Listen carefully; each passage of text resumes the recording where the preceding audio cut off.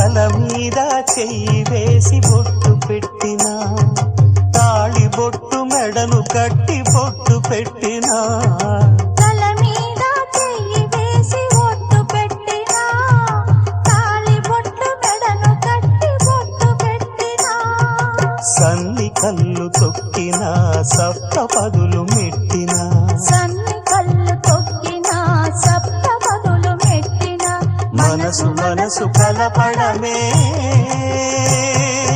మంత్రం పరమార్థం. శ్రీరస్తు శుభమస్తు, శ్రీరస్తు శుభమస్తు. శ్రీకారం చుట్టుకుంది పెళ్లి పుస్తకం, ఇక ఆకారం దాచుతుంది కొత్త జీవితం.